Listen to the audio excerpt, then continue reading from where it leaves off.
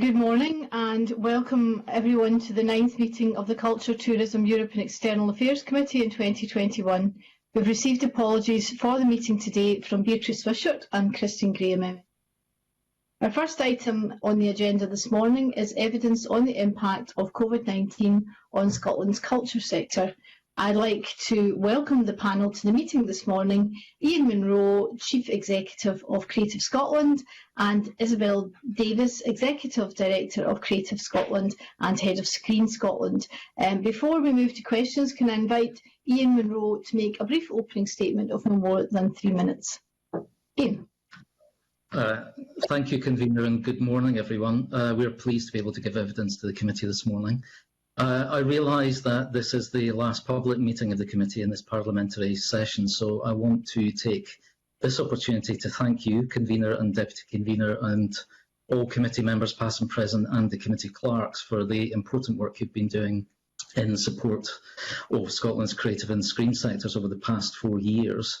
The focus of this session is on our response to the COVID-19 pandemic, which is clearly something we're still dealing with on a daily basis. And in our submissions to this inquiry, we set out a timeline for the actions that we have taken in response to the pandemic, all of which has been aimed at alleviating as far as possible the negative impact that COVID-19 has had on Scotland's creative and screen sectors and the people who work in them.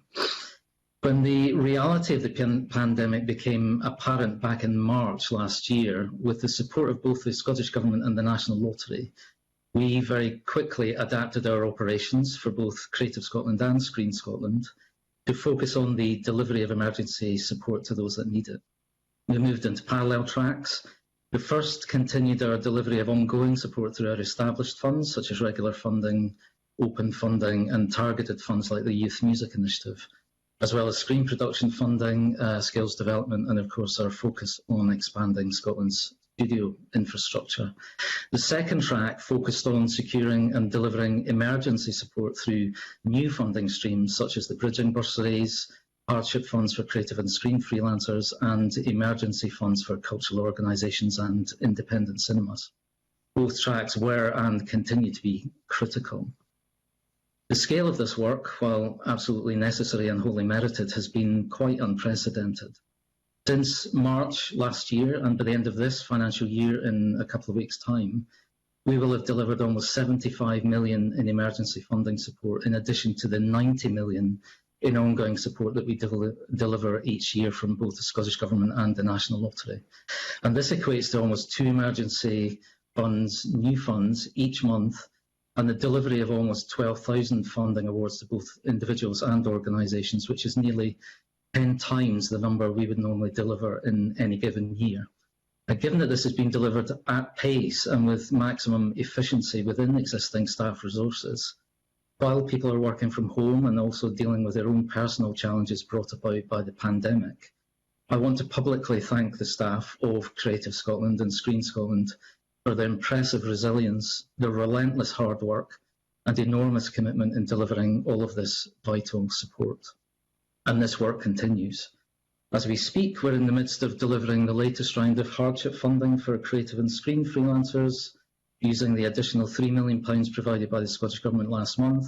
We're rolling out the recently announced £6 million Culture Collective programme, which reaches communities across Scotland. We've recently announced the recipients of £4 million emergency support through the second round of the Grassroots Music Fund, and we'll shortly announce the recipients of the Touring Fund and just confirm the 4th year of regular funding, totalling 33 million to 121 organisations across Scotland. Now, with the recent announcement of additional funds for culture from the UK Government, we're also discussing with the Scottish Government how this will be deployed over the coming weeks and months, so work on addressing the pandemic is far from over. And on that note, the challenge facing Scotland's creative and screen sectors as we move, hopefully, to an environment of recovery and renewal cannot be understated. Our own recently published survey of the sector, drawing on more than 600 responses, makes for stark reading. It provides real evidence of financial loss, impact on jobs, reduced creative work being produced, and cross-sector concern for the future. All of this makes it clear that cultural recovery will be slow, and will require continued investment and support, and we should not expect the post-COVID cultural environment to return to where it was pre-pandemic. So following work on our strategic priorities and approach to funding that was undertaken in 2019 and the early part of 2020, that was then paused due to the pandemic, we are now revisiting this as the route map for moving out of the pandemic becomes clearer. We intend to finalise our future approach and publish it as early as possible in the new parliamentary term, and this will include a new approach to funding for individuals and a new approach to providing both short and long-term support for organisations. The timing of this, of course, will be carefully considered to ensure a smooth transition from the existing funding model. Now, our published research also demonstrates the important role that art and creativity has played in helping people through the pandemic, its importance to people and communities, and how much people are looking forward to re-engaging with culture once the pandemic recedes.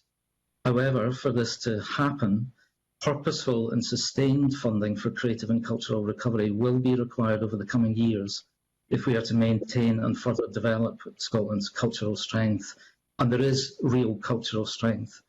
The recent Nations Brand Index, published in February this year, which looks at the global reputation of different countries across the world, demonstrated that the most improved aspect of Scotland's international brand over the past 2 years has been our reputation for culture.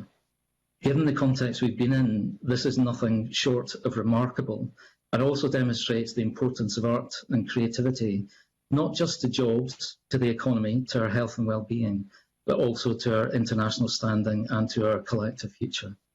There is clearly much to talk about, as set out in our submissions to this inquiry, but I'm going to stop there, and both Isabel and I are happy to take questions and look forward to the discussion. Thank you. Thank you very much, Ian. And as you noted, it is likely to be the last committee meeting, and certainly the last committee meeting that Creative Scotland will contribute to.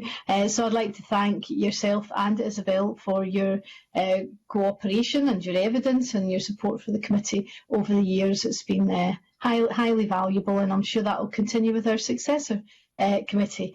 And thank you also for the submissions that you made today for this evidence session. I think it's fair to say that in terms of Creative Scotland's response to the pandemic, in terms of distributing funds as a committee, we've had fairly positive feedback about that. Can I ask how you've been involved in actually shaping those funds? We know that you seem to have done a good job in distributing the funds, but how have you been involved in shaping them in the past, but also going into the future? So we, in the very earliest part of the months and weeks of the pandemic, we internally had swung in these early moves to provide initial support. As I noted in my opening remarks, it was a combination of ongoing commitment and flexibility around existing funding awards, but we also put in place resources on our website that were able to support people in finding access to other forms of support, not just through us, but other partners. But at the same time, what we were doing was, and bear in mind this was a context in the very earliest days of the pandemic where there was an expectation that it had a certain arc over the course of last year that would begin to ease by the end of the calendar year. I think that was the original expectation. And of course, that's clearly not what's come to pass, and we can talk more about that further. But in those very early weeks and months, what we had done was to conceive of a programme of support, which was a combination of support for individuals as well as organisations. It was about forms of relief funding that would stabilise the situation, coupled with support for adaptation and change to a completely unprecedented environment. And the third was a combination of how we would process those funds if we were to secure them through open application mechanisms where anybody could make an application, and some strategically targeted funds. So we engaged in conversation with Scottish Government officials around that over those early weeks and months. And this predated, of course, the is subsequent funding being made available. And to the Scottish Government's credit, it began to make moves from its own resources prior to the UK Government consequentials to support things like the bridging bursaries and the very first steps on the Performing Arts Venues Relief Fund. It was very quickly in succession, within probably, I think it was 3 days, the UK Government consequentials were made available. Now, those UK Government consequentials, which flowed in for all of cultural support, totaled 97 million from the UK Government, and it was to cover not just support that would be channeled through Creative Scotland, of course, but also covering, that covers our remit, but also covering museums and galleries, historic environment, heritage, and indeed events. So the Scottish Government and our organisation, with other organisations in those other areas, were in active conversations about how best to make use of that funding. Now, what is interesting for a moment, just to look at that UK context, is that the way the consequentials flow into Scotland, of course, the committee will be aware, is that they are time limited to the financial year in which they're made available. So the value of all this investment from 97 million, whatever proportion was coming through Creative Scotland, would need to be processed, committed and spent by the end of March. And that was the kind of end point of the value of that investment. I think everybody was also paying attention to what other parts of the UK were doing around the investment. I mean, the equivalent in England, for example, was 1.57 billion. And what we, because of our networks, we were very tuned into those other partner organisations to understand what they were planning to do. And what became apparent was a stark compare and contrast, because our conversations with the Scottish Government were very clear that we needed to provide support for individuals. And that's been a big part of what we've been able to secure support to be able to do. And that, as I've said, is ongoing. That hasn't been the case, for example, down in England, where the 1.57 billion in the vast majority is in support of relief funding, recovery funding for the organisations. So almost immediately we saw that initial thinking from Creative Scotland being able to inform and influence what packages of support were going to be available within Scotland. I think if I reflect back on it now, what we've seen a lot of is, yes, support for individuals and organisations, and open access funding, and support for stabilisation and relief. What I think we really need to pay attention to now is support going forward that's as much about strategic and targeted approaches and support for change and adaptation. Because undoubtedly this is going on much longer than any of us would have liked, and the impacts are going to be very long. It's a truism that the creative sector was one of the first to close and will be one of the last to reopen in its fullest sense. So I think sustained investment for relief is going to be important, yes, but we must also look at funds that are going to be available to support recovery, but importantly, renewal. So that's a lot of the conversations that are ongoing about how to influence the Scottish Government on that. But ultimately, Scottish Government ministers made the decisions about the purpose and the priorities of those funds. Thanks very much. That's helpful. You talked about individuals and how individuals are getting funding here that they don't get in the rest of the UK. And I note that the latest manifestation is that, as you said yourself, the recently reopened Creative Freelancers Hardship Fund. I understand that had to close, well, pause after a couple of days because so many people subscribed to it. Can you maybe talk us through how you intend to manage that and what you reflect on from it?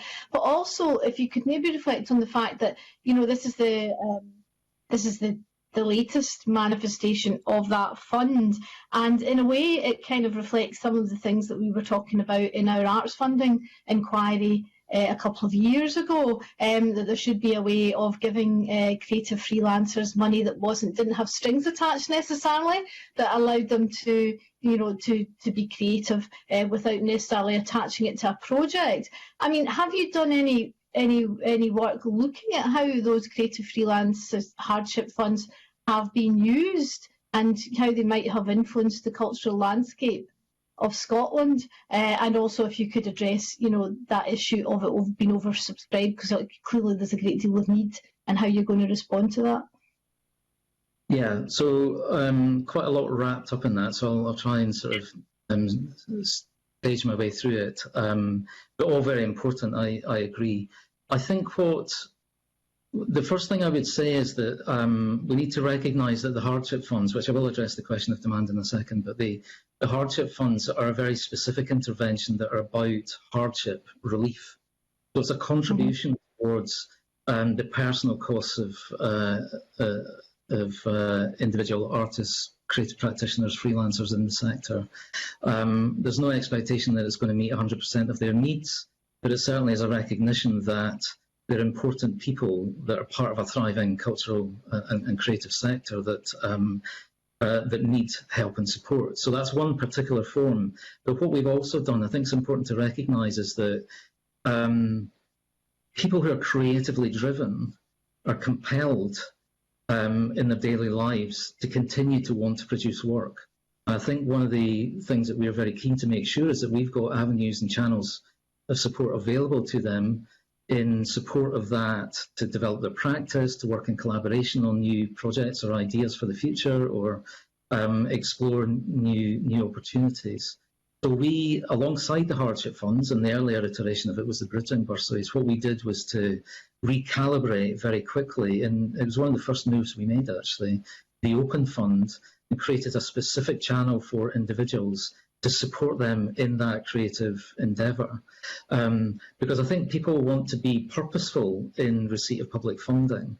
So hardship funds have a very distinct place, which is about relief. But we've also got these other mechanisms to support people to develop their creative output. And I think we should also recognise that what we've also tried to do with many of the other funds that have been channeled through organisational support is also to ask them and invite them to provide opportunities for active, productive work in support of the artists and the freelance community. So on hardship funding, it's very clear, obviously, the pandemic, as I've said, is going on much longer for everybody than anticipated. And we know from our own research, which is part of the submission that we made, that a lot of people have lost their income. We know that. On average, £15,000 a year as a proportion of their overall income. We know many artists and freelancers have portfolio careers often. So there's a lot of interest naturally in hardship funds. So what we did, including in the bridging bursaries, is to develop with a real kind of digital transformational approach in all of this funding. We've accelerated our kind of digital approaches to support, a very light touch approach that simply invited people who were experiencing hardship as a result of COVID-19 to put forward a simple online submission that attached a CV and had a reference. They could verify that they were an active freelancer within the creative community, and make a request up to £2,000 plus access costs if they were required. So there was minimal fuss and bother in terms of the way in which people could access that funding. And then, because it was digitally supported, we could turn it around very quickly. Maximum 6 weeks has been our target, and we've been able to largely deliver against that. The demand is undoubtedly there because the pandemic is ongoing and opportunities for creative work are still relatively limited. But what we've done in this latest round, which is why I think the volume, because we've always seen high volume against all of these hardships, the volume hit more than 7 million in the first 24 hours and then hit 8 million within 48, which is why we paused it, to enable some money from the 9 million to be held back for those that needed a wee bit more time. But in large part, the majority of those applications, 75% plus, are from repeat applicants from previous rounds of hardship. And again, the process that we built has enabled people who were already on our system because it was digital, to basically come forward again with minimal information because they're already had already submitted their CV and had verified their reference and so on. So we've been able to move very quickly to turn around that aspect of it. There are new first-time applicants in there. I think some people who may have not seen the opportunity previously, or indeed not needed to access hardship support, have also now been given the opportunity to come forward. So we're now processing them, again with the intention of turning all of this around by the end of March. Now, the Hardship Fund reopens next Monday. It was always planned to keep it open until the 22nd of March. But I think given where we are and the demand that we've seen, and the expectation on Monday when we reopen it, that the £9 million balance, £1 million roughly, that's remaining available will actually be eaten up quite quickly. But we'll do our very best to make sure that we continue to turn that around as quickly as possible for people. Okay, thanks very much. I'll come back to some of these issues later, and I'll pass over at the moment to Claire Baker, MSP. Thank you, Convener, and good morning to Ian, who I've met with for this process. I had some questions, and to Isabel as well. Sorry, I forgot to mention Isabel. I have some questions for Ian. At the beginning, you gave a helpful introduction about how decisions have been made around funding, and I want to ask about the Culture, Organisations and Venues Recovery Fund, which was a considerable sum of money, and 27% of that funding went to nightclubs, and more than that went to what would be classed as the nighttime economy, which is quite a considerable share of the money. There was also 38% of that money went to Glasgow. Could I ask, I suppose, how at the same time the government had announced a separate fund for nightclubs, can I ask how those decisions were made, and also it's a recognition that these are not organisations that Creative Scotland would typically work with, and the same went for the grassroots music venues. Was there enough capacity within Creative Scotland to make some of these decisions, and have there been any lessons learned about working with a more commercial sector than what you're traditionally used to working with? Okay, morning Claire, and again there's a lot wrapped up in all of this, so I'll try and make sure that I cover it all as easily as I can. I think so the vast majority of the funds, like the Cultural Organisations and Venues Relief Fund, have had a core set of objectives at the heart of them. One is around protecting jobs, and the other is around preventing insolvency. What I would say is the brief for Creative Scotland shouldn't be misunderstood in that we're not just here as an organisation that is purely operating in the subsidised sector. Important and fundamentally important, of course, that is. Our field of view is across the spectrum of the creative economy, those creative industries, of which subsidised sector is clearly a part. But what these new funds have enabled us to do actually is to deepen and strengthen our relationships, or indeed create new relationships with different constituencies that we wouldn't ordinarily have had a relationship with. Now, I'm not for a minute imagining on the nightclubs point that, and that was a Scottish Government decision to include nightclubs within the brief for the scope of that fund. I'm not for a minute imagining that nightclubs are necessarily going to remain a long-standing part of the work that we will do. But at this moment in time around Cultural Organisations and Venues Relief Fund, when we were asked to accommodate that within it, what we did was to move to find a way of making sense of that. And I think because it's about protecting jobs, preventing insolvency, it was agnostic in art form terms, if you like. But what was really important to us to stay true to our brief as Creative Scotland as a key component part of support for the creative sector as a whole was finding a way of making that fund, the Cultural Organisation Venues Relief Fund, relevant in support of nightclubs. So we found a way through discussion with the nighttime economy team at Scottish Enterprise, who did have a role to play in being part of the running of and decision making of the Cultural Organisation Venues Recovery Fund. they helped us to find a way of providing support through COVA that would be legitimately in support of a contribution towards nightclub funding, which was around curated programmes of music. So, you know, not a mixing desk or a jukebox in the corner as such, but actually where there had been a very creative approach to the programmes of music that were being played in those nightclubs. So I think the other thing to observe about the Cultural Organisation Venues Recovery Fund was it was complete open access.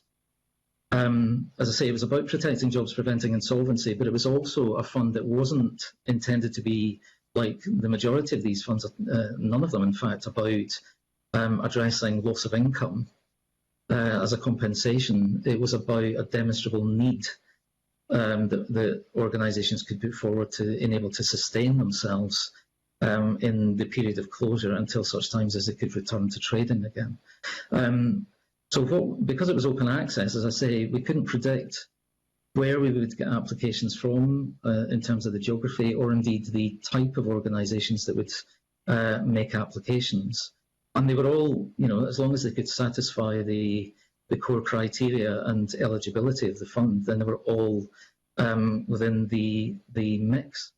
And we had a panel with other input from partner organisations alongside us to make the decisions on those awards. And where we, what you may recall, is that we had an initial significant tranche of decisions that we announced, but there were a smaller number, because we had over 300 applications. Smaller number actually required a wee bit more interrogation. So after we made the initial announcement, we went back and we did a wee bit more work on the residual numbers and then made a second set of awards.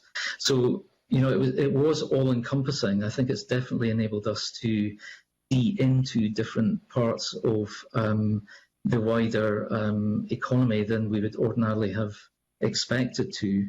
That's valuable, but as I say, not necessarily expecting that things like that will be continuing within the brief of Creative Scotland for the longer term.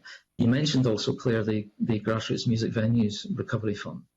And that is legitimately something that we do get involved in, although I think there is an extent to which many commercial businesses, well, all businesses are commercial, sorry, privately run businesses, who wouldn't ordinarily have expected to have a relationship with us in sort of out with pandemic times. They have welcomed the opportunity to create a connection with Creative Scotland, because ultimately we are about, in that Grassroots Music Venues Fund, as well as providing that core support to stabilise the organisation, the organisations that have been supported, it is ultimately about the work they do to nurture and support talent in music, grassroots music. So it's a complex sort of mix of factors and considerations in all of these funds to try and make them run effectively. And I think we've done our very best to try and afford the widest spectrum of opportunity for people, whilst making sure that we, through our own governance and processing, can be, you know, delivering them with maximum efficiency, but also with transparency and accountability, which is why we've published the outputs and the data on our website. Thank you, Ian. That's helpful. Can I just pick up, you mentioned the purpose of that fund, one of the purposes being protecting jobs, and that was also, I think, with the Theatre Recovery Fund, and it's been a core element of any funds and pots that's been given out. But there have been redundancies within the sector, perhaps particularly within the theatre sector, the ones I'm more aware of. So I'd be interested in what discussions you've had with the unions and what expectations, are there any expectations put on organisations who receive awards that protecting jobs and avoiding redundancies is an expectation of the funder? Sure. So again, a couple of points in there. I think one general point I would make, because your question about the unions is an important point, because what we have done right from the very beginning is make sure that, and this was part of the change that was underway for Creative Scotland pre-pandemic, about how we move to open ourselves up and engage differently in a much more collaborative way with people, organisations and partners and stakeholders right across the remit that we've got.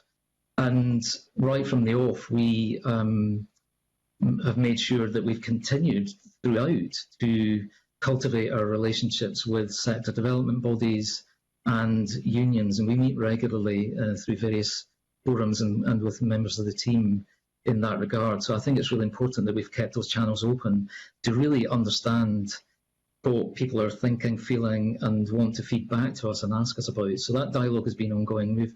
We have had very clear feedback and engagement with the unions about concerns about the protection of jobs, understandably. The thing I would say about the funding, though, is that we recognise that it's a contribution towards the costs of organisations. I don't think we've been under any illusion that despite the scale of investment that's available, is not necessarily able to address 100% of the needs of many of the organisations that are going to benefit from that support, particularly in the performing arts, where the business models that have been in operation have really exposed the fragility of that business model in being so heavily reliant on earned income as a major component part of their overall business model. And that was good in pre-pandemic or out with pandemic times, but it has absolutely revealed the challenge, the sort of cliff edge that's been referred to for many organisations when the pandemic hit. So the other thing I would say in general is that our regular funding, for example, of 121 organisations, we are a contributor to the overall costs, as I say, of organisations, and our regular funding, on average, it varies by organisation, of course, but on average, it's about 25% of the overall turnover of organisations as a whole. So, as I say, we, in running these funds, we're doing our very best to make meaningful contributions that would enable, particularly in the Performing Arts Venues Relief Fund, explicitly to protect jobs and prevent insolvency. And the third dimension in that fund, the Performing Arts Fund, was also to invite those organisations to provide ways of sustaining opportunities for freelancers and the commissioning of work. Now, that was rolled out from last August, September, that Performing Arts Relief Fund.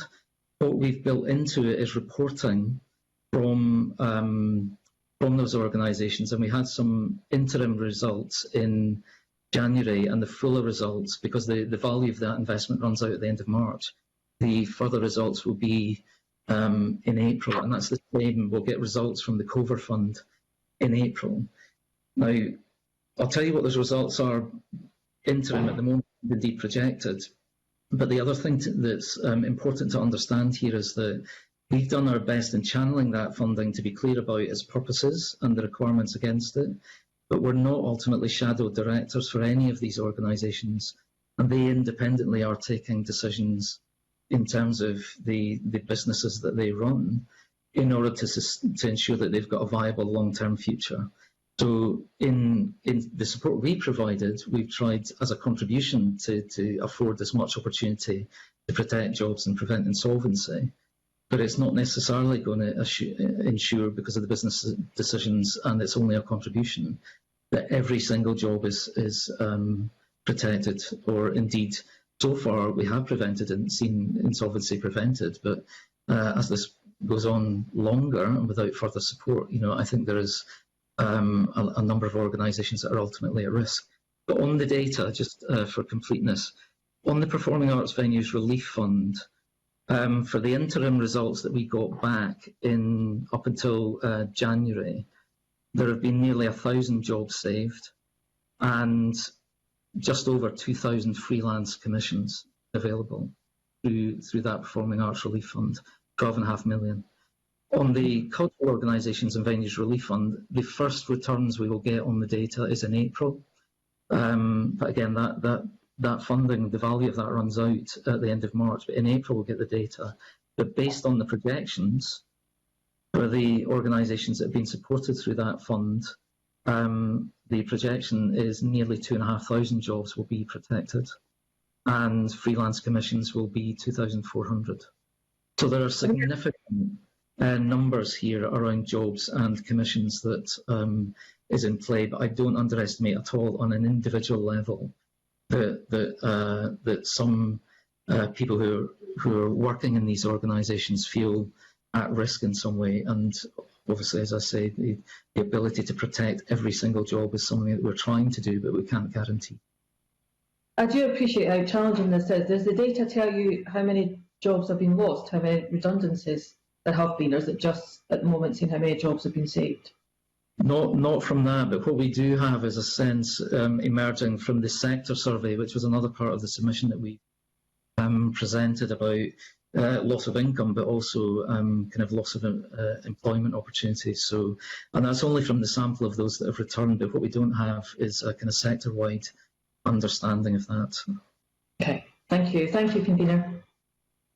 Thank you very much. And it's all absolutely fascinating stuff, but can I perhaps, if Mr. Munro, if you could keep your answers a little bit shorter, because I know that there's a lot of members that want to ask you questions and I want to give them all that opportunity. Ross Greer. Thank you, Convener. I've got a couple of questions primarily focused on screen, so I'll address them to Isabel in the first instance, but I think some of them probably cut across wider Creative Scotland reporting. So I've been looking through and I've got the 2019-20 Screen Scotland business plan, which I think it's fair to say from when that was originally presented to the committee, we were broadly quite enthusiastic about it. And I've got the overall Creative Scotland annual report for the end of the 1920 year, but I'm wondering if there was a specific end of year report against the Screen Scotland business plan, because I've not been able to locate that if there is. Good morning, Ross. Thank you for that.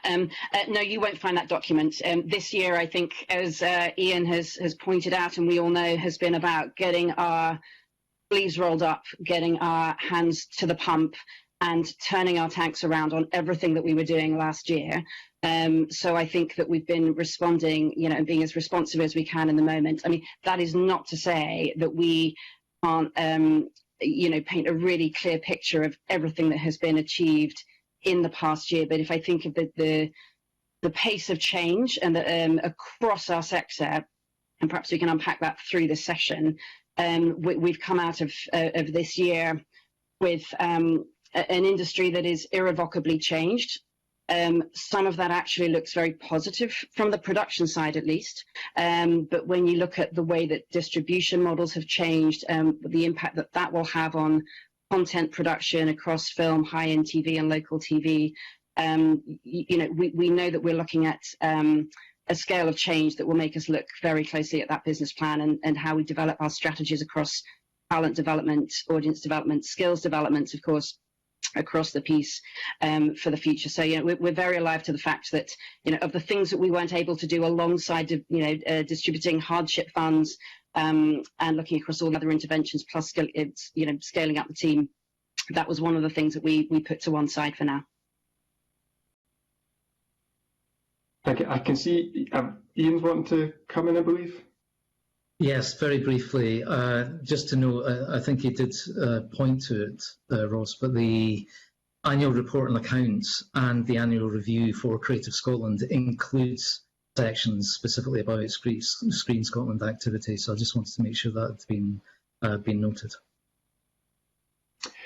Yes, thanks. I've got the annual report in front of me. Actually, I couldn't find the annual review. So the Creative Scotland website annual review section just goes up to 1819. So if you've got a copy of the 1920 annual review that you could send over to the committee, that'd be appreciated. And understanding entirely what Isabel's saying, clearly for pretty much bang on 12 months now, the priority has been supporting the sector. So entirely understandable that other work has been delayed.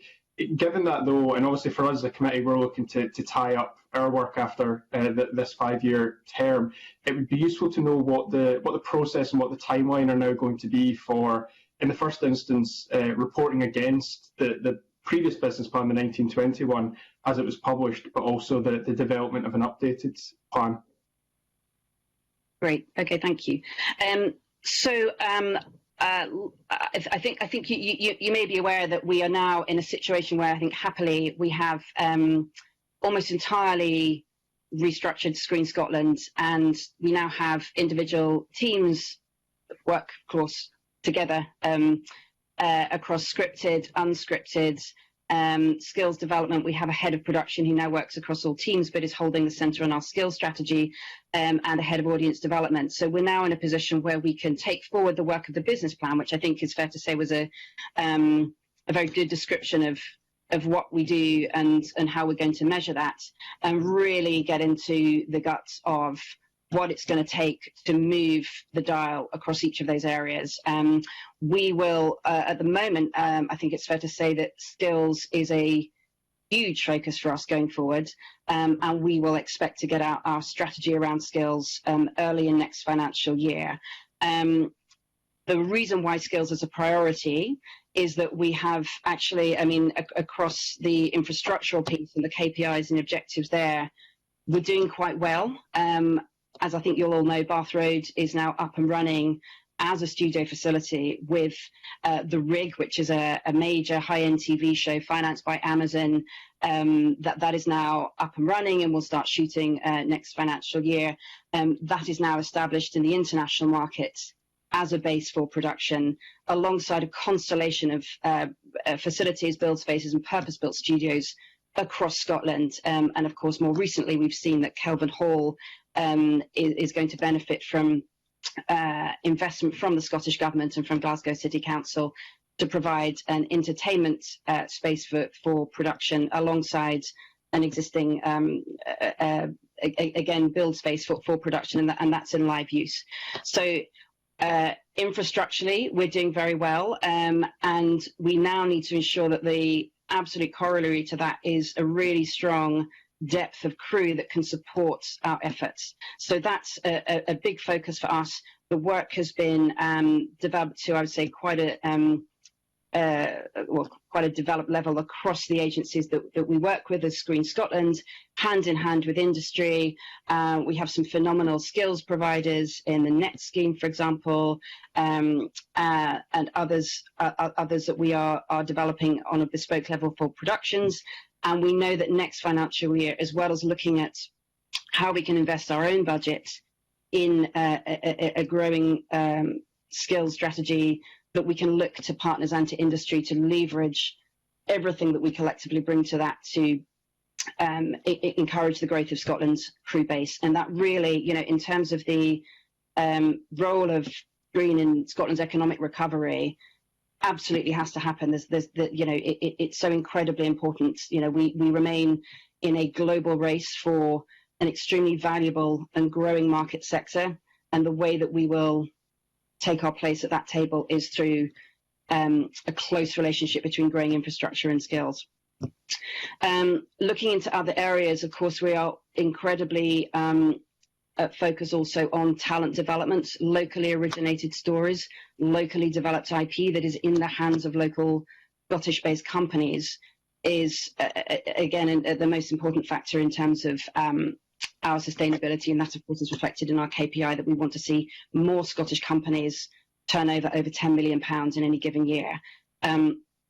Televisual, which is the organisation that typically publishes that list of companies who are turning over 10 million, you know, I think, you know, discretion was the better part of valor here in this current year, have chosen not to publish the turnover of companies.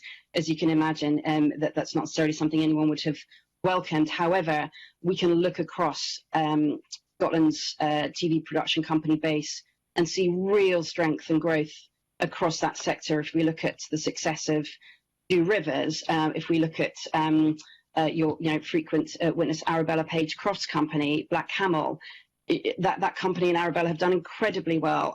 They've had Tom Gates, made with Ken Anderson, put out the first 10 episodes on Sky. You know, really found its audience. We're very excited about what comes next for that project. Arabella has another project that we've helped support called Annika, which will bring another hopefully returnable drama into Scotland. You know, there are signs of growth across that piece, and I think we can feel pretty confident of a link between the way in which we've supported them through slate funding, through individual project funding, and through the development of the crew base, that we've been able to keep those productions in Scotland. So you're nodding, Ross. I can keep talking about each of the areas of development that we're working forward, so that you can have a sense of where we'll be taking each area of our business plan. But is there anything in particular you wanted me to focus on? I'm conscious of time at the moment. As much as A, I find this very interesting, but B, I think that in general are incredibly pleased with the progress that's been made, because this has been such an area of interest for us. The one specific question that I've got, and understand entirely if there's not a specific answer to this now, is even just an indicative timeline for the publication of an updated business plan, because this is the kind of stuff that we like to put in our legacy reports so that we can signpost our successor committee to it, so they know to look out for it and to be engaging with you at that point.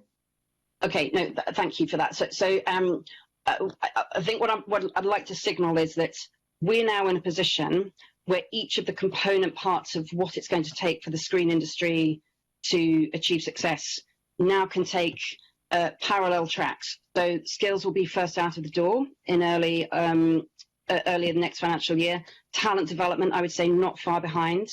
Audience development, I think, would follow on from that, because audience development, by which I'm talking about in film terms, the exhibition sector, which is obviously having an incredibly challenging time alongside its, alongside theatres and any other performing arts venues. The huge disruption in the market around, the effective windows collapsing, if you will, in terms of distribution. Looking at how we make how we develop audiences for TV, how do we look at the challenges across the piece? I think that's something that is going to sort of, I would say, take third place alongside skills and talent development. But certainly early part of next year, we want to see each of those strategies flourish, but probably in its own right and not necessarily published simultaneously. Fantastic, thank you very much.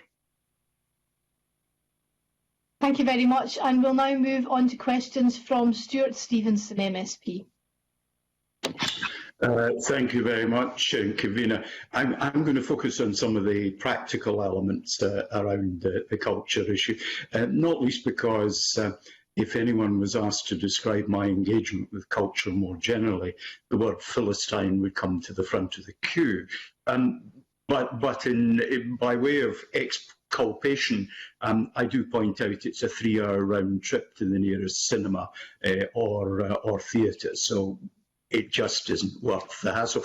Although, curiously enough, I was at school with people like Linda Miles of the Edinburgh Film Festival, John Bett of the 784, Artie Tresize of the Singing Kettle, and Rab Noakes, who is still around doing his singing and composing, and perhaps a little bit off-centre, Nina Mishkov, one of the grumpy old women, was in particular in my chemistry class for some reason at school. But that's kind of neither here nor there. We've touched a little bit on studio space, and I just wonder to what extent we should be looking for more studio space. And of course, it's a quite generic term, because the whole of Scotland is a studio, in a sense, in that, for example, Peaky Blinders has just been up in Portsoy in my constituency filming for the next series. And Portsoy was becoming Birmingham, I think, somewhere in France, and is shortly going to be doing something else as a distant island. So, and it's far from the only place where you could do that sort of thing.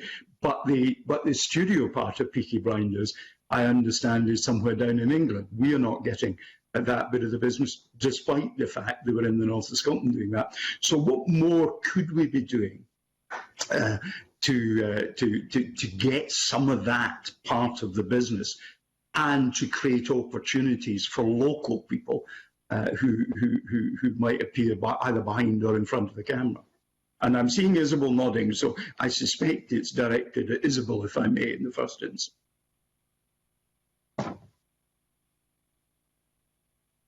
Thank you so much for that. It's great to know that you're an old friend of Linda Miles, who remains, one of the leading lights in Scottish festivals, and her days at the Edinburgh International Film Festival, where are still talked about very much with great fondness as halcyon days of celebrations of film.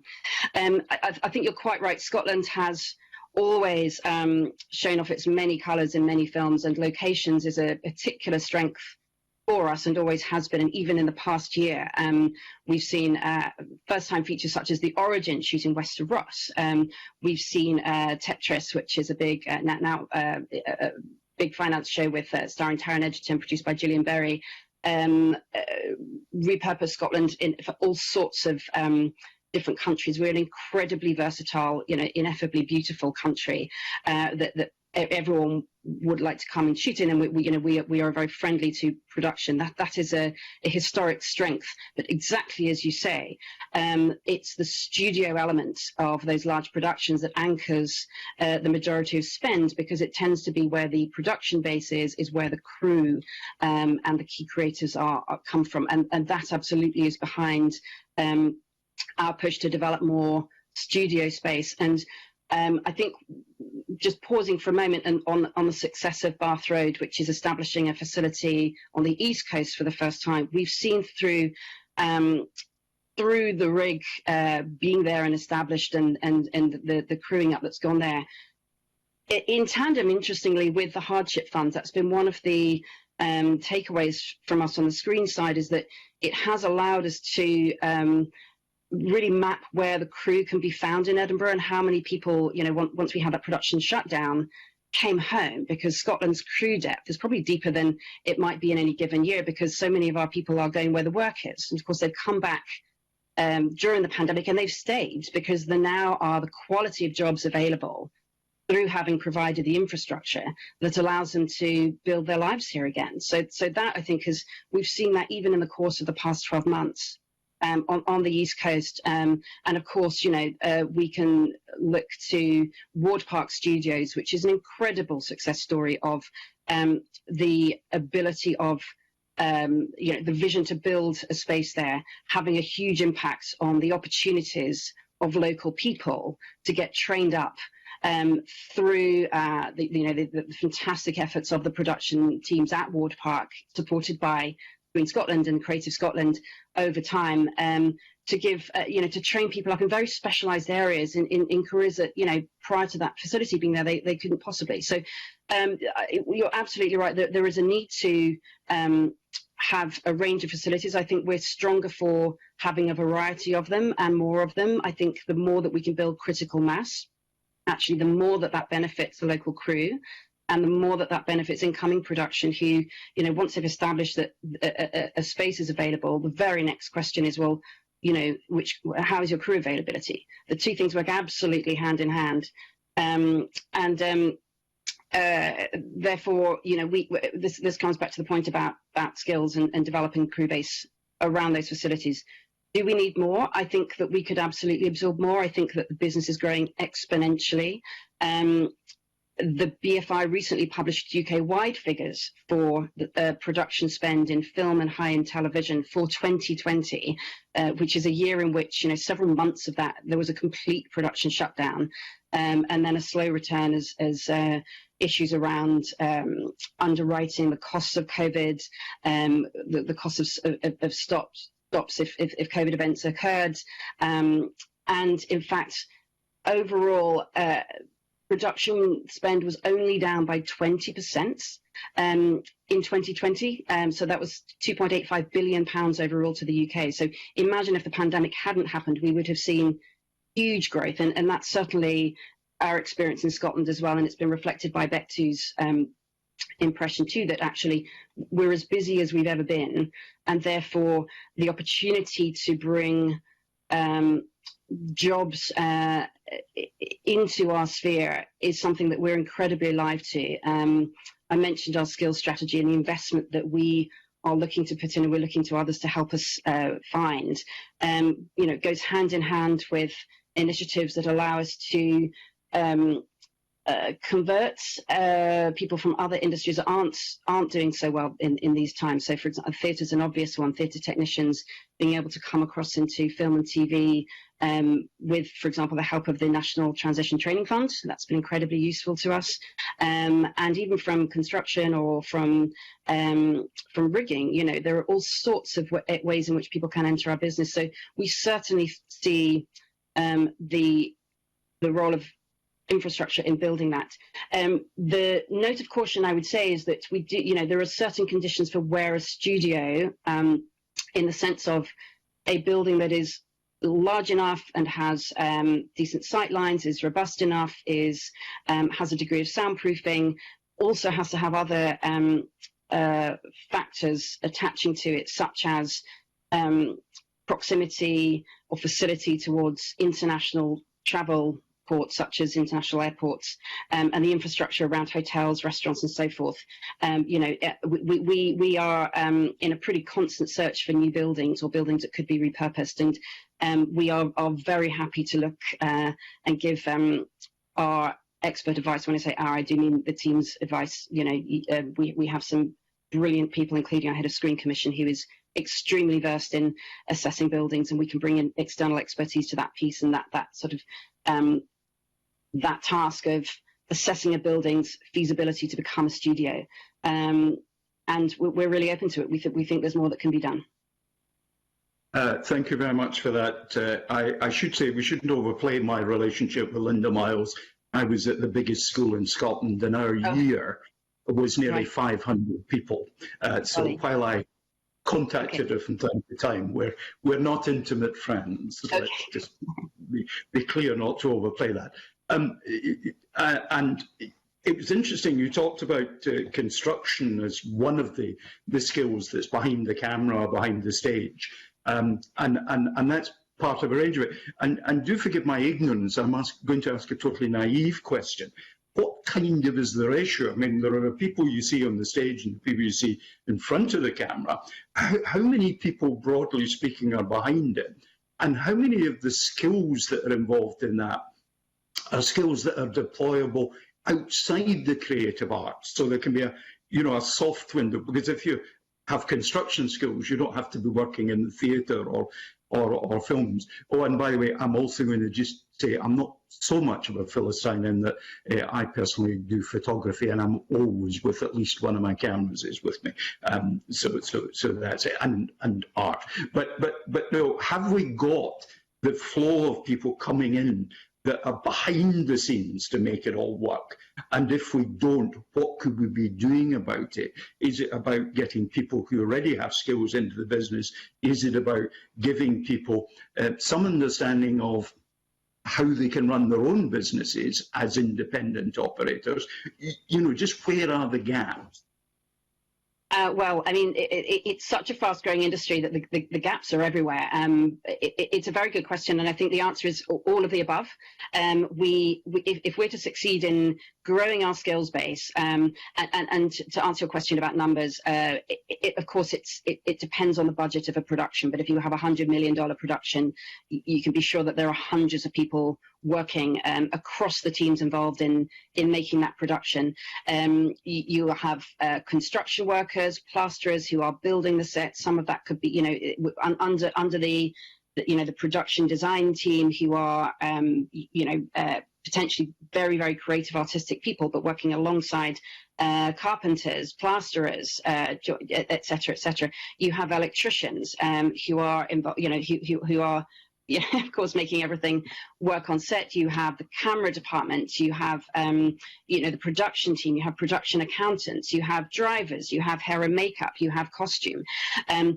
Even as I'm sort of alighting on a number of departments within any given film or TV space, you can see that there is clear opportunity for conversion across, in any other industry that might have those skills. And that indeed is the strategy underpinning where we think we need to go next. And there are some very established schemes that already do this, that they will call out to drivers or carpenters or ex-armed forces, actually, for locations. There's quite a strong history of flow from that career into locations.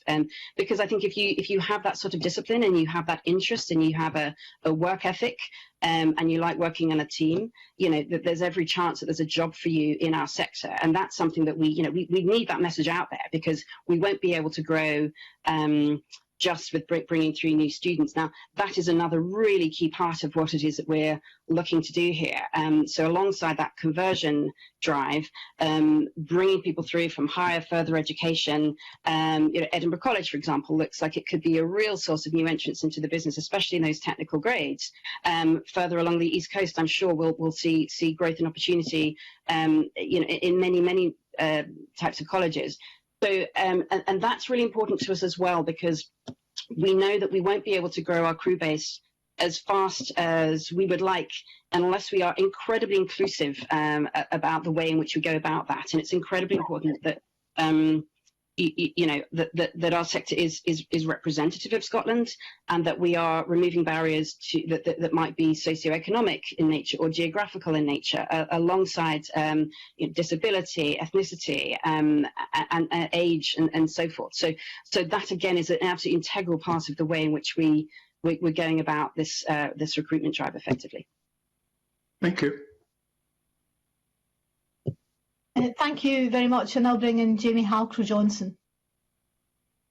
Thank you very much, convener. Actually, the question I was going to ask was the one that Stuart Stevenson's just covered. So if I could maybe go back to something that I think has been covered as well slightly, but I represent the Highlands and Islands, and obviously it's an area very rich in cultural and creative heritage.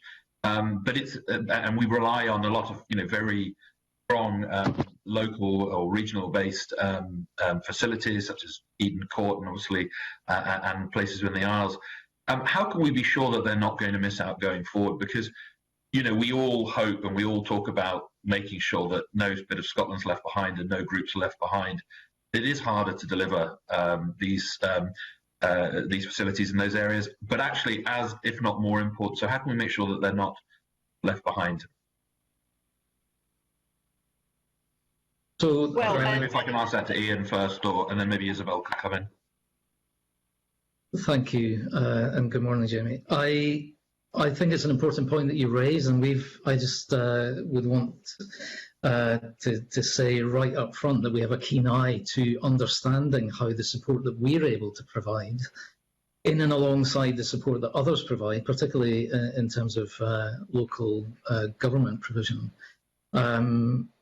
We have a keen eye to how all of that works together to make sure that we are purposeful in how we reach out to make sure that there are opportunities for support available to different communities.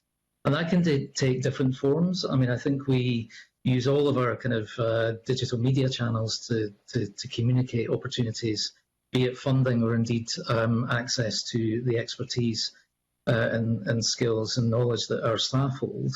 And we're frequently, when we're allowed to, of course, out with pandemic times, around the country, very visibly trying to actively engage at a local level.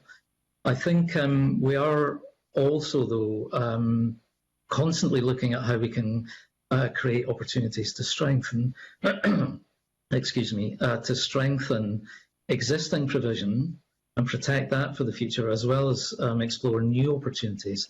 And a good example of that would be, on the one hand, regular funding support for a key organisation nationally, not just regionally, like Eden Court, of course, and how that has connections right across the region and the country, but also the Culture Collective, which has been one of the new funds that we've rolled out, which is purposeful in its intent, because it's actually about creating opportunities for artists and creative people to come together with communities, in communities, to support their own ambitions. And this £6 million programme that we've just announced a couple of weeks ago, that is now going to be rolled out over the next 18 weeks, is absolutely about understanding those opportunities, but also what works well, and learning from these experiences across communities and across the artists and so on.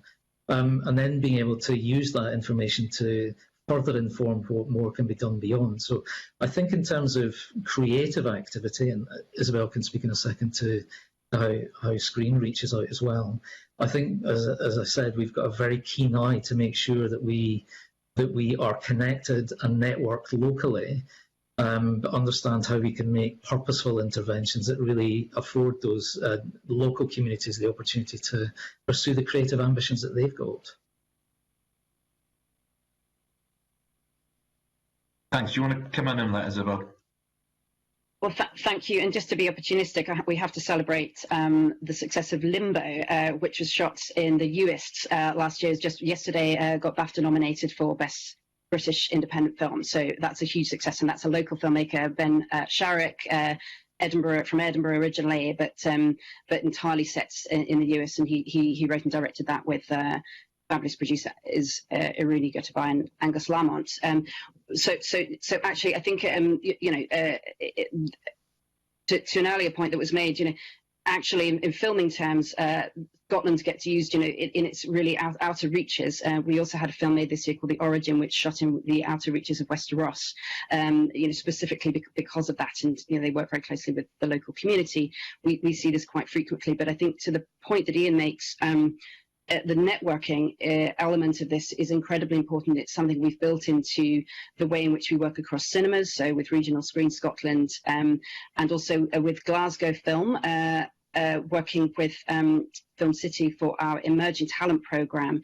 Glasgow Film's contribution is very specifically because of the way in which they work with that cinema network across Scotland, and sort of activating that not only as a way of creating greater opportunities for audiences, but for people who want to come together and may have aspirations to become film or TV makers. That's an incredibly important network, and so amplifying its ability to reach into those communities is one of the key ways in which we work out with the Central Belt.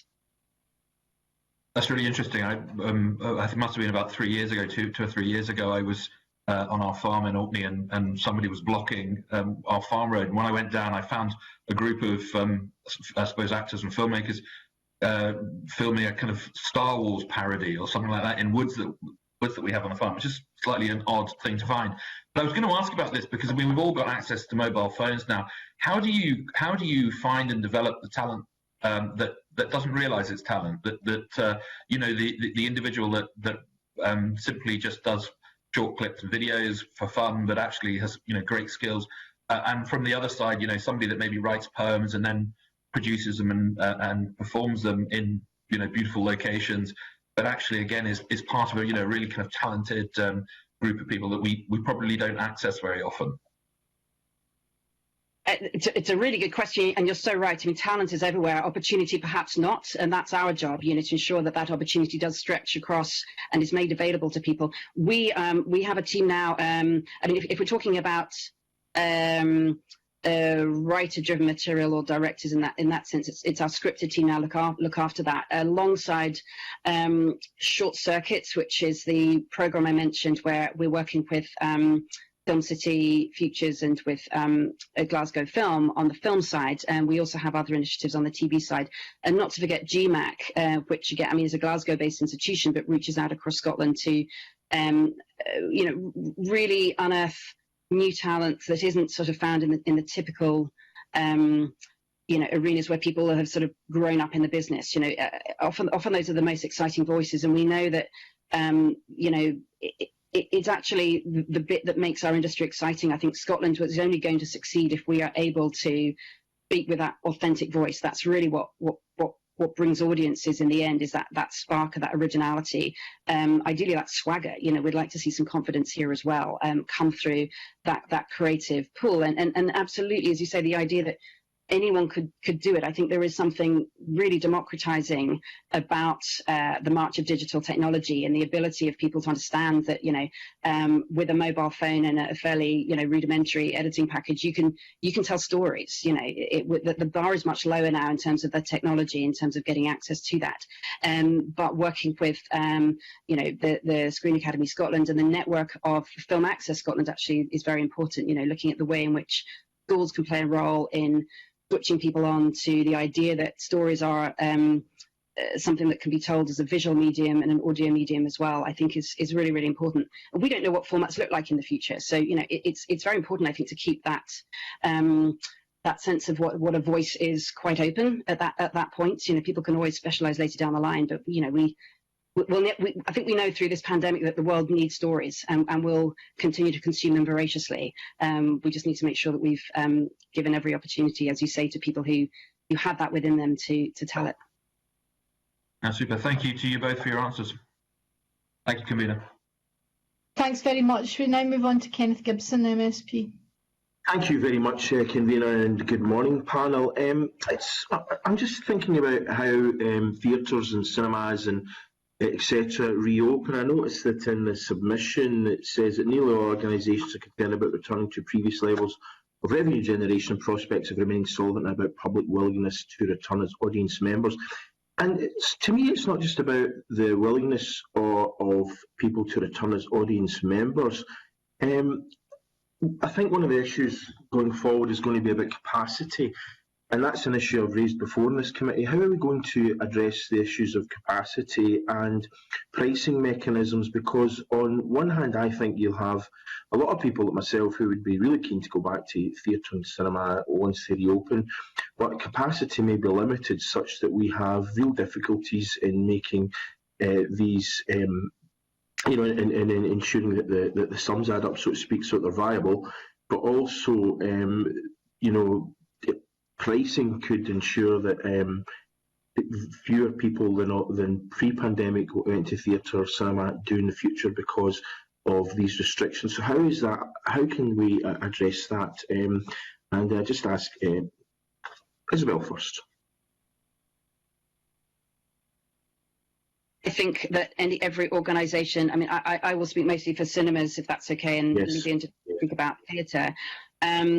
Of course, every cinema in Scotland and probably globally right now is doing exactly those calculations and running those numbers. Of course, cinemas were very quick to respond to the need for physical distancing and modelled at 1 metre distance, 1.5 metre distance, 2 metre distances. Of course, this all has a pretty challenging effect on the bottom line.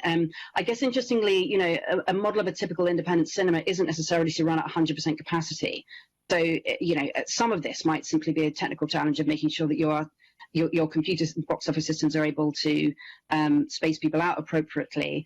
And it's also about giving people confidence and come back. We have received very strong evidence that there's not been a single global incident of significant transmission in cinemas because they have been able to work very much within the spirit and the letter of any safety guidelines. And of course, most have air conditioning and so forth. So,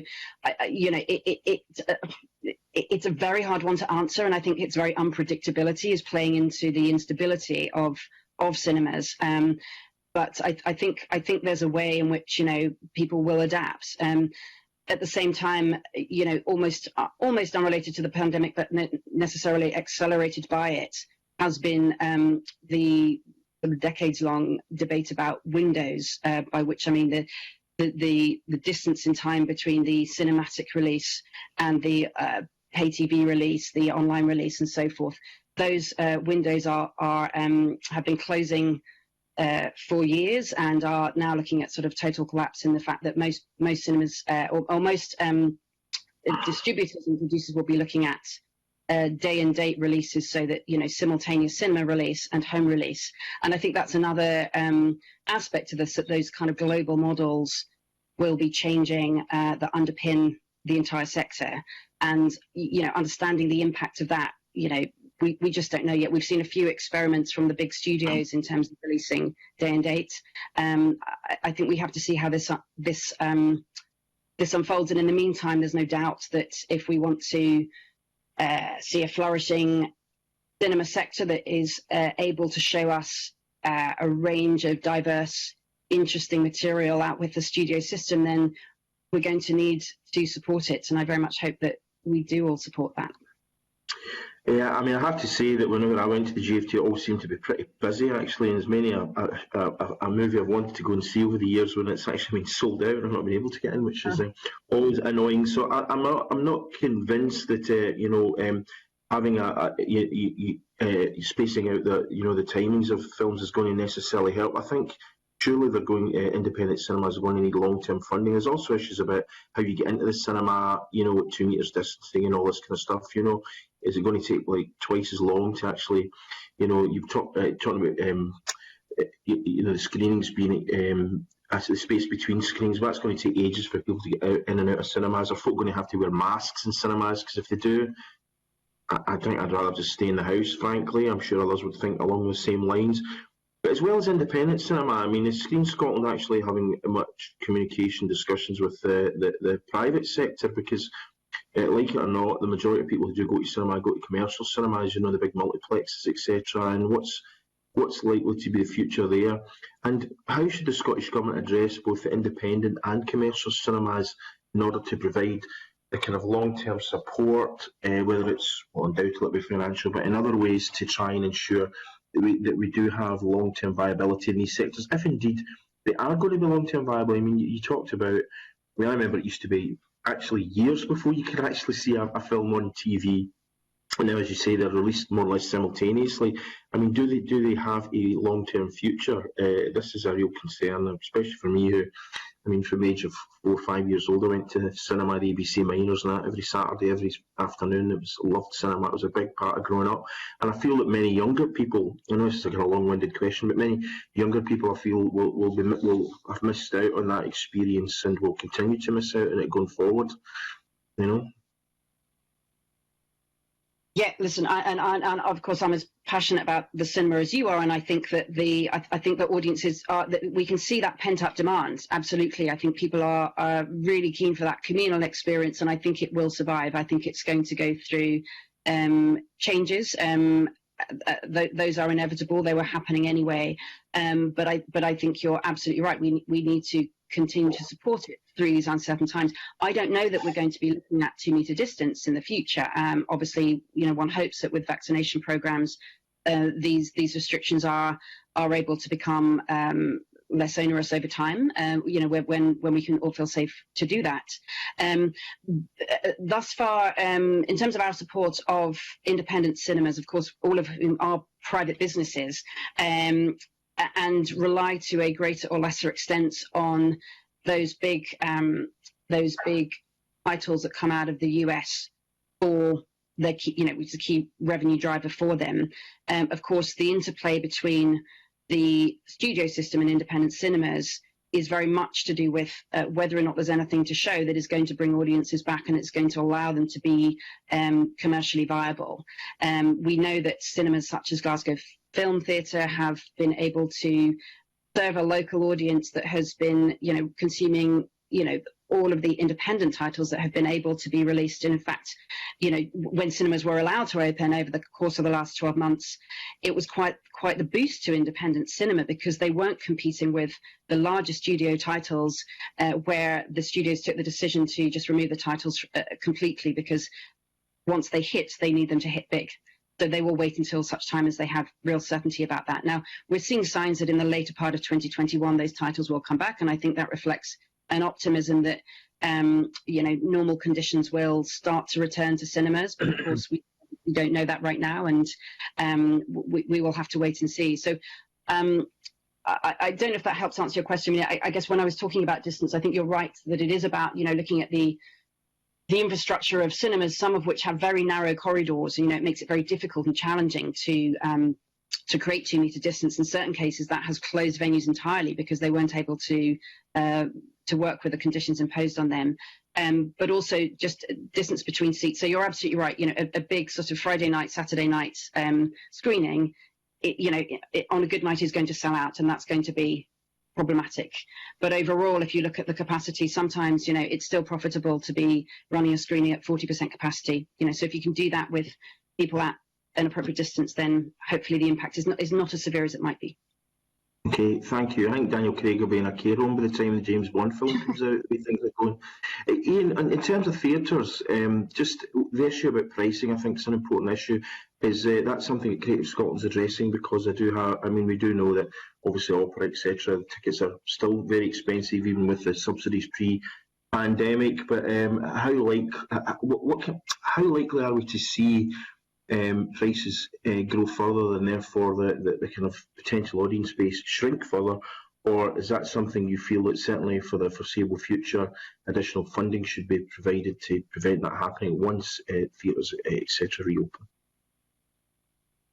So I do believe further support is undoubtedly required. I spoke earlier about the length and duration of the pandemic, and the extensive nature of that taking a long time for a return to trading conditions to re-emerge. And I think the tracking survey that we've got and a general population survey is telling us a couple of things that I do think are part of what you're touching on, that is why we're keen to put the information out there and engage with people about thinking about the issues. But undoubtedly people can't solve the issues without further support, and that's what I mean about support for change and adaptation. But I can tell you what the survey data is telling us, because I think it's absolutely part of your question.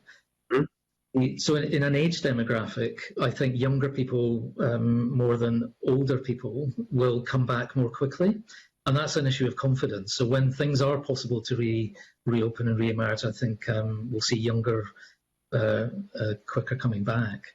But of course, the older demographic is a key part for some of the core business models of certain kinds of art form and activity.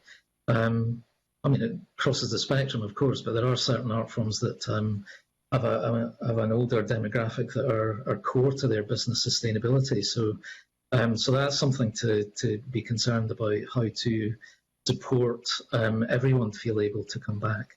And I think because it's technically possible doesn't mean to say that actually that's the way that audiences will respond. So I think one of the key things that I think we want to support people to be able to do is think about how they keep connected in their audiences, with their audiences. But the other thing in the survey returns is about digital, the role of digital versus the live experience. Yes, I think there's a kind of pent-up demand for the live experience that will return, however quickly or slowly. But one of the things about digital is that it works for some, it doesn't work for others. Where it does work well, I think it will stay for many organisations successfully as a key part of how they now deliver and reach out. And there are great examples of that. I mean, Pace Roche or Celtic Connections or indeed book festivals who've been able to go beyond the kind of live in-venue audience and reach internationally. It's really successful, but it doesn't work for everybody, and it's often hard to put on. But the other thing about digital, coming to your pricing point, is it generally is free. Yes, people are making moves to look at how they monetize it and so on, but I think there is a risk that people's habits may change through the extended period of lockdown that does create a concern about not just the speed at which they re-engage or the desire for them to re-engage, but what they may be prepared to pay for.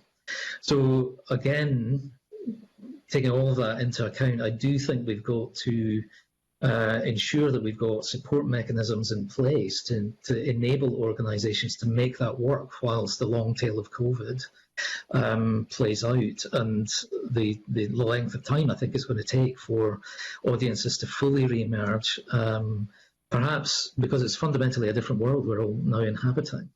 Perhaps to understand different kinds of business models are actually going to be necessary. So I think there's an awful lot in your question that is part of what we want to make sure in the next months and years ahead, that there's proper thinking about how to make the best response, but undoubtedly it's going to need support, financial support, to enable people to work that through. Because if it's not there, and people don't return quickly enough or are prepared to pay, then many organisations, because they're really fragile anyway, may be at risk, and we've got the loss of provision there, which none of us would want to see. Yeah, I think sorry, and I was just going to say, I think we'll have problems attracting people to, make a career in the cultural sector. If at the end of the day they can't see themselves being able to make a living in the long term. And I've seen a number of people. Actually, even people who have got tremendous reputations and are years of experience at the top of their profession, wondering if they can be able to survive in it, let alone new entrants. So I think what you make really important points there. Sorry I interrupted you, Mr. Munro. No, apologies. So there were two things. Further, one is, I mean, the question is rooted around performing arts, particularly theatres, for those indoor venues and so on, with very particular business models. But I think it's really important to note that there are other art forms and other creative activities that are in different kinds of forms and settings that are free in very large part. And think about the visual arts, for example, in terms of galleries and workshop activity and so on. And they are in a different kind of context, but nonetheless will still need support in order to reopen. But I think it's not always just about ticket income in the overall equation. I think it's important to just recognise these other forms of activity that will be also keen to re-emerge and reopen.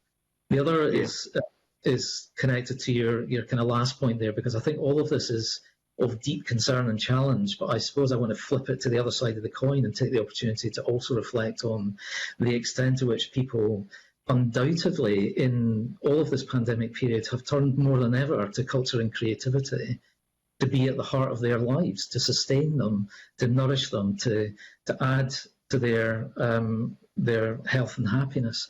And I think there's something really powerful to build on there that we need to keep an eye on. So I think, yes, we need to constantly be making the case for support and resources to enable the recovery to take place. But actually, if we set our stall out and galvanise political will and a kind of policy position that actually recognises the role that culture and creativity centrally has to people's lives, not just culturally, but to society at large, but also to the economy, then actually there's something quite powerful here to build on this investment that's going in currently. And I think the worst thing would be for that 75 million that we've channeled and probably double that again in other wider cultural support for heritage and so on, for all of that to just disappear and have no value. I think the Screen Scotland case is a case study in having proper sort of political will coupled with the right policies and the right people and resources to deliver a step change in the fortunes of a particular industry or sector. And I do feel quite passionately that culture and creativity, despite all the adversity, could be and should be fundamentally resourced at more appropriate levels, despite the very good and clear support that we've already got, to build on that for the future, because it's going to be a key part, I feel, of the recovery of the country as a whole. I have to say, I'm depressed by one extent. You're talking about, seeing more of it through the digital experience. I mean, nothing's going to replace actually going to a comedy club or a theatre or actually queuing up and getting in the cinema and all the kind of melee and milling around and meeting people and all that kind of stuff. And we spend enough of our time staring at screens, so I'm hoping that everyone will do whatever they can to ensure that we maximise the live experiences as we go forward, particularly for younger people who have not got the same memories that those of the rest of us probably have had over many years of enjoying those experiences. So thank you very much. It's a deeply human thing. We must, as human beings, gather together for the live arts experiences. It's quite fundamental to our being. Absolutely. Thank you. Thank you. And our last questioner is Dean Lockhart, MSP. Thanks very much, Convener. And Ian and Isabel, thanks for joining us this morning. We've covered quite a lot of ground. So I just had one or two questions about festivals and the outlook for the possibility of holding festivals this summer. For example, the Edinburgh International Festivals, but we're very lucky in having a huge number of festivals as part of the calendar. These festivals take some time, a lot of lead-in time to organise, obviously. I wonder if you've got any, or you can share with us your thoughts about what we could see in terms of festivals taking place this summer. You've spoken about some digital events and hopefully some physical events happening, later this year. I wonder if you could give us a sense of right now what prospects we have for some of those festivals going ahead. Thank you. I think you're right. Planning horizons in the way that the sectors that we work with are quite long in advance. And I think we're kind of almost running out of time to a certain degree to see many of the summer festivals that we would ordinarily see, being able to make confident planning decisions. And I think that is appropriately informed fundamentally by the health restrictions that continue. And that is ultimately what will be guiding the opportunity to reopen for the summer festivals onwards. I think increasingly, some people, so the conversations I'm involved in, some people want to be ambitious and confidently plan forward for the summer festivals, because that's what they do, but because for all of us in this extended pandemic, we are all hungry, as Mr. Gibson was saying, we're all hungry to get back being together in that live arts experience. And festivals are a big part of life in Scotland. But there is a big question mark about the reopening timetable that is going to give people enough confidence to be able to deliver something this summer. So I think the majority of people have been aiming towards that with some hope, but aren't necessarily confident enough yet to make the call on it. And I think that we're on the cusp of people having to make that decision. Now, one of the critical factors in here isn't about the reopening timetable and so on, and health restrictions, but it is about an issue of insurance that would help people to be more confident in being able to move forward with the prospect of a festival. And if at the last minute it was unable to take place, then insurance would certainly help. And there's been a sector-wide concern about the insurance issue, which the committee will be aware of, which hasn't got an answer yet, but I think is a critical factor to enable people to have more confidence to be able to look forward, whether it's the summer or beyond. So I think the kind of jury's out on the extent to which there will be festivals activity this summer, but there's undoubtedly an appetite for it from those that produce and present the festivals, as well as from audiences. And I'm sure there'll be great uptake as and when the opportunities make themselves available. But I do think there's also something to recognise about the festival's activity, which isn't just about the activity itself, because it's that ripple effect that happens right across the economy for tourism, the visitor economy and so on. It's an important aspect of what people are thinking about, because to go 2 years, 2 summers in effect, without any meaningful festivals activity is really hard for people to contemplate, I think. And it also, I think people's ambitions are also about what it says to the world.